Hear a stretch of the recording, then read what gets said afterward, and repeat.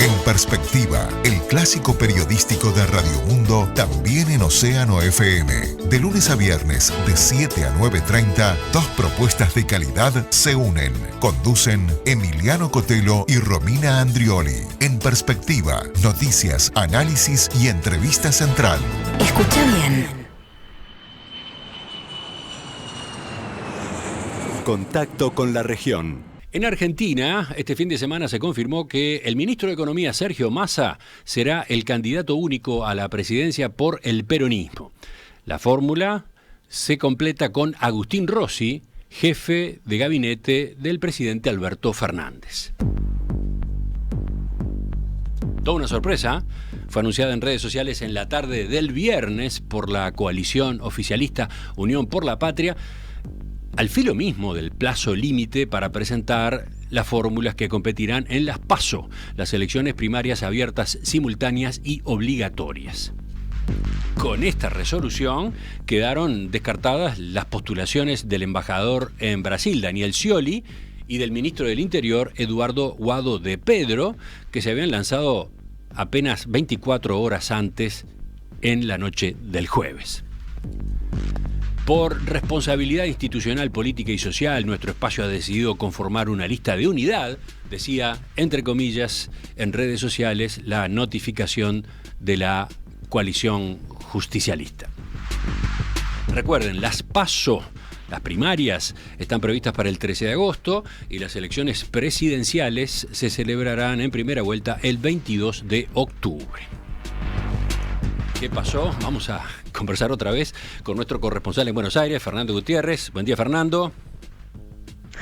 Buen día, Emiliano. Buen día, oyentes En Perspectiva. La verdad es que siempre supimos que las noticias en Argentina duran poco, porque acá todo cambia muy rápido, pero lo que ocurrió este cierre de candidaturas fue mucho, incluso para los estándares argentinos. Qué rápido caducó tu informe del viernes pasado a esta hora, ¿no? Tremendo. Todos los análisis que se estaban haciendo se tuvieron que archivar rápidamente. Recordemos, la noticia el viernes de mañana, cuando estábamos en comunicación contigo, era que el justicialismo tendría dos fórmulas presidenciales. Iban a competir dos fórmulas en las primarias, una encabezada por Guado de Pedro y otra por Daniel Scioli, la primera más cercana a Cristina Fernández, la segunda más cercana al presidente Alberto Fernández. Exactamente. Pero bueno, era una situación que los peronistas más veteranos, los más avesados en calcular cómo se pueden dar los resultados electorales, pronosticaban que iba a ser desastrosa. Así que lo que ocurrió en realidad fue el triunfo del pragmatismo. Ajá. Ganó o se priorizó la fórmula que tenía mayores posibilidades.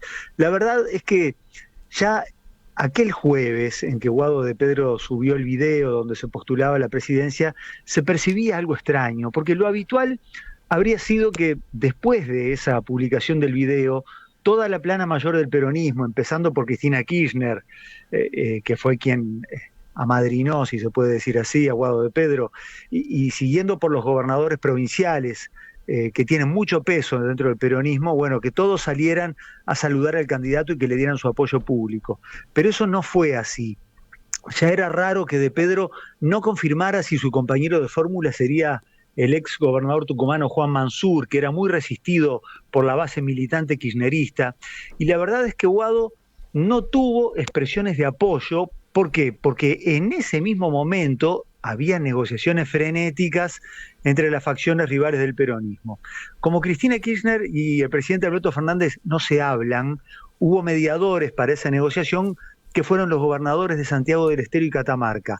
El planteo de estos gobernadores, lo que les comunicaron a los dos, fue contundente. Si no se llegaba a un acuerdo por un candidato de unidad y se hacía la interna entre Guado de Pedro y Daniel Scioli, el peronismo iba a sufrir una derrota catastrófica.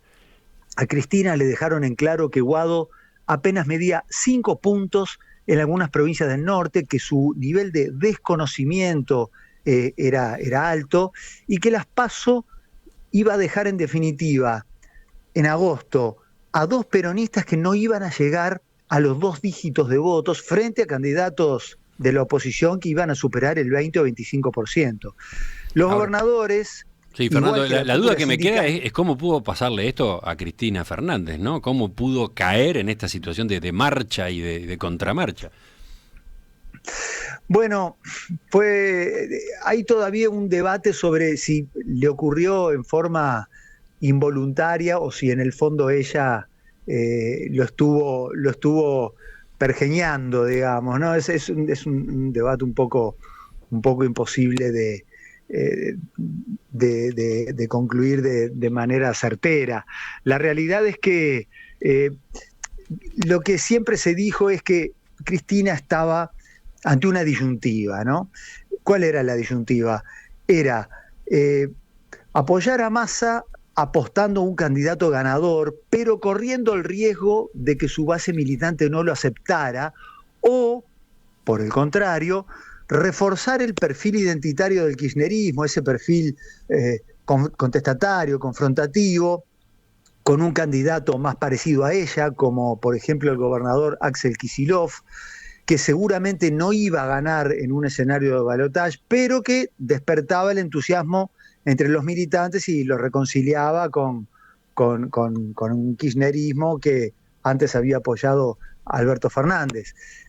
Bueno, la fórmula Guado de Pedro con Mansur era un poco híbrida, no resultaba competitiva a nivel electoral, al punto que había encuestadores que creían que podía salir tercera, pero tampoco dejaba contentos a los militantes porque un conservador como Mansur representaba todo lo opuesto al progresismo de izquierda.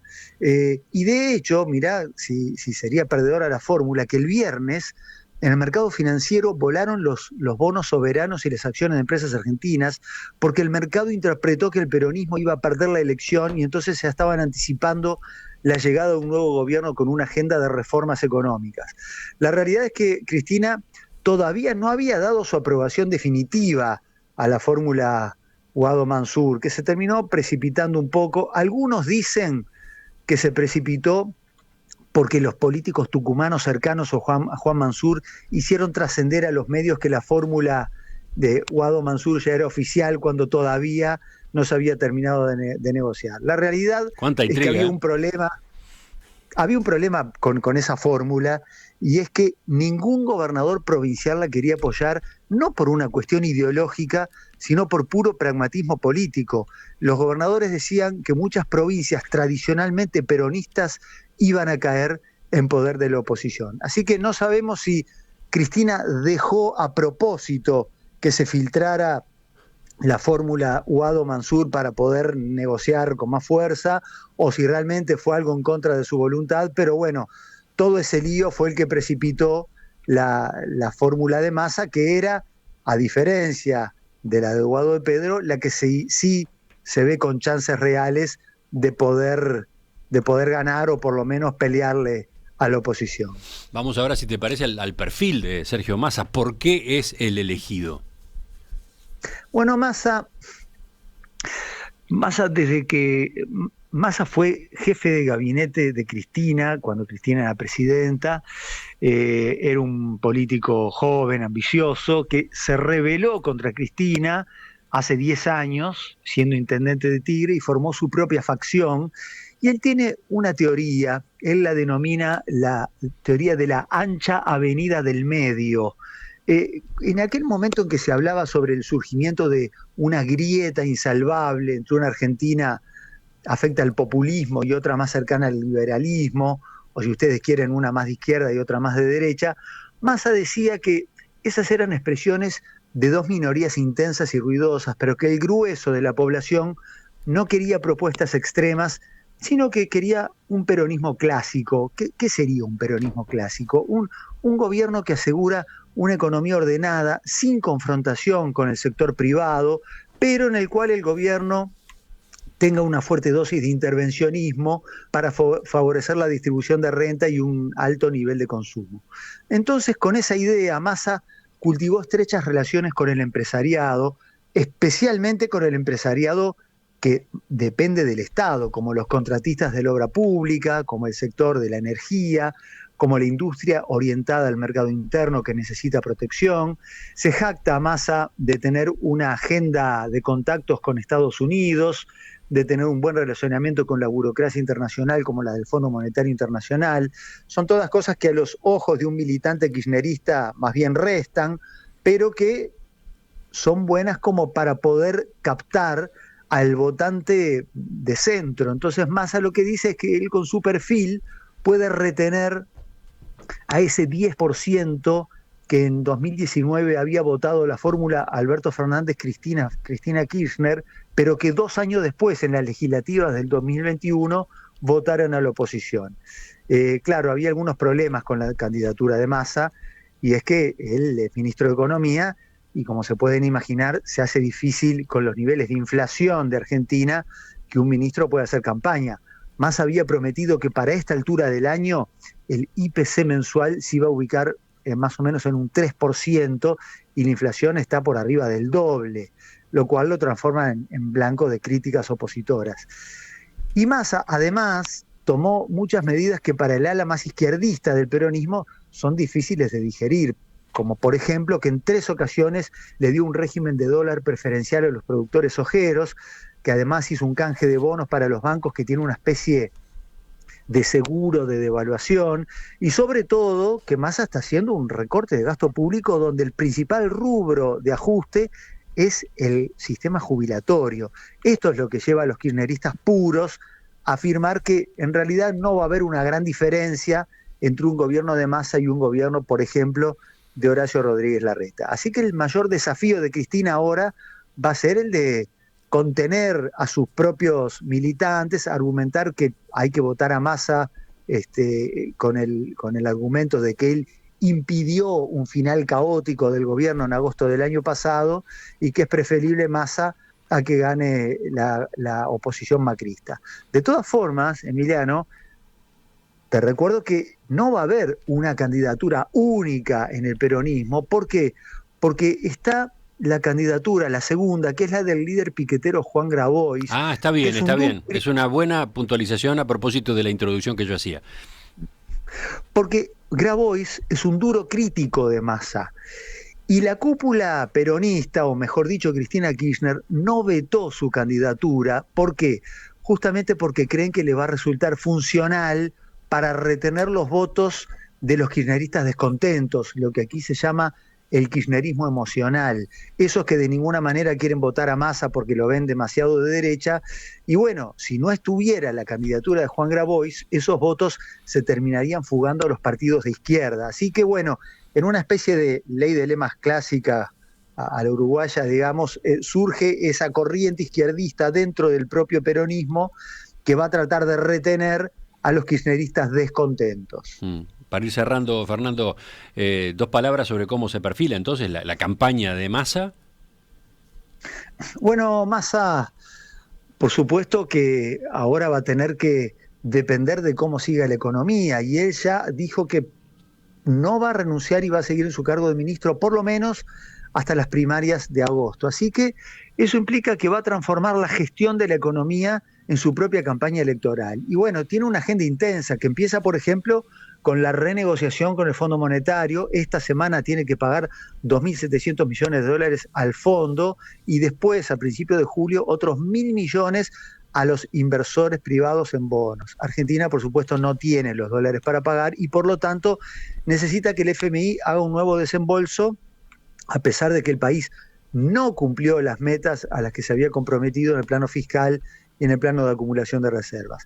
Massa confía, y esto fue parte de su argumento para presionar por qué él tenía que ser el candidato, confía en que el Fondo Monetario y el gobierno de Estados Unidos no van a dejar que Argentina colapse justo ahora en plena campaña electoral, y sobre todo en que lo que va a destrabar el acuerdo es su propia candidatura. Él lo que dice es que el Fondo Monetario lo ve como un político con autoridad, a diferencia de lo que había ocurrido con sus antecesores, que eran ministros de Economía, economistas, que no podían imponer reformas como, por ejemplo, los aumentos de tarifas en los servicios públicos. Increíble lo rebuscado que termina siendo todo, ¿no?